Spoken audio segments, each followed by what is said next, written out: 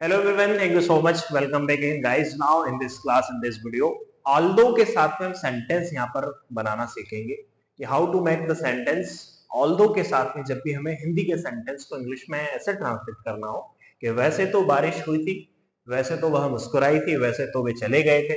जब भी हालांकि और वैसे तो की जब भी ये बात होगी वहां पर हम यूज करेंगे although का। इनसे काफी सेंटेंस बना करके इनकी प्रैक्टिस भी करने वाले हैं।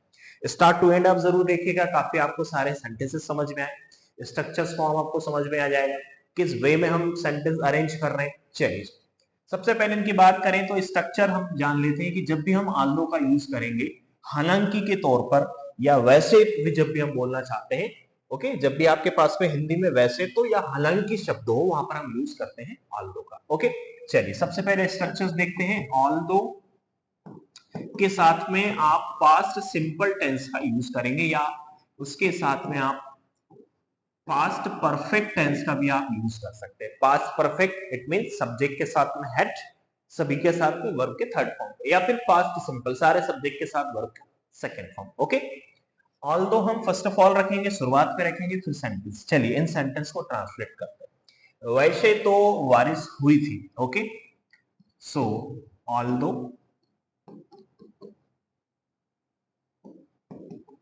इट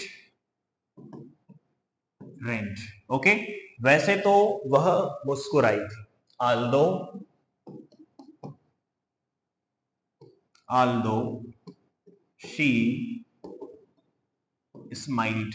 वैसे तो वे चले गए थे। आल्दो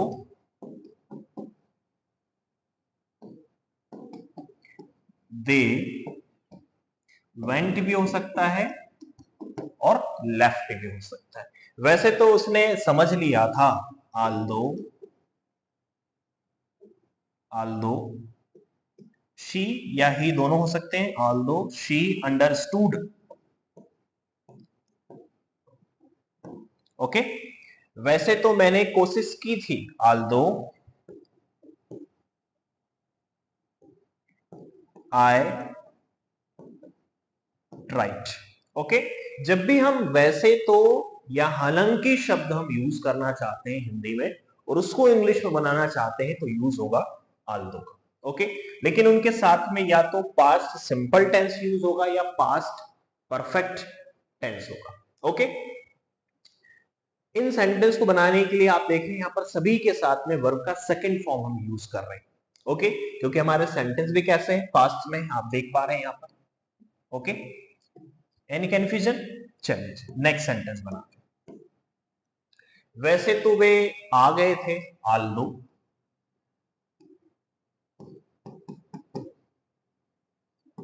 आल्दो वे आ गए थे।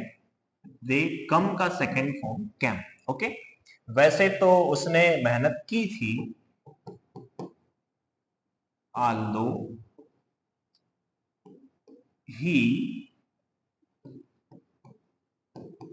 Worked hard. Okay, Aldous he worked hard, वैसे तो उसने मेहनत की थी।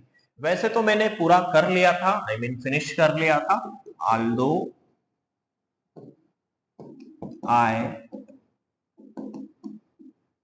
फिनिश्ड। वैसे तो वे बोले थे, बातचीत की थी। आल्दो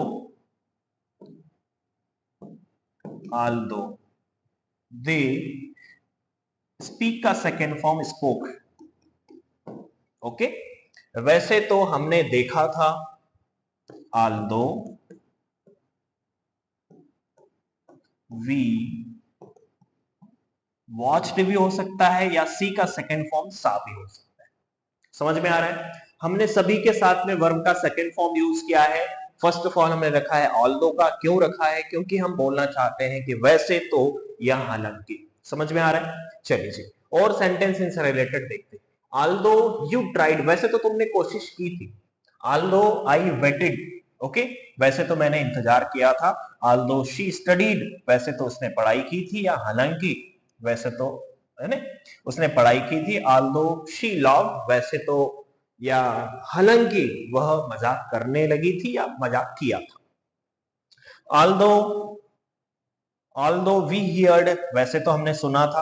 ऑल्दो यू अराइव्ड, वैसे तो तुम पहुंच गए थे, ओके हम पहुंच गए थे। ऑल्दो ही एट, ईट का second form, although he ate, वैसे तो उसने खाया था। तो यहां पर हमने सेंटेंस लर्न किए हैं ऑल्दो के साथ में। जब भी आपको हिंदी में ऐसे सेंटेंस बोलना हो, हालांकि या वैसे तो, उनके साथ में हमने ऑल्दो के साथ में वर्ब के सेकंड फॉर्म या फिर पास्ट परफेक्ट टेंस का यूज करके सेंटेंस हमने काफी इजी वे में हमने बनाना सीखे। सो इनसे रिलेटेड आप बहुत ज्यादा प्रैक्टिस जरूर कीजिएगा, क्योंकि काफी ज्यादा काम का है। कहीं ना कहीं स्पोकन इंग्लिश में आम बोलचाल की भाषा में इनका यूज करते हैं। सो गाइज आज की छोटी सी क्लास में बस इतना ही। Thank you so much.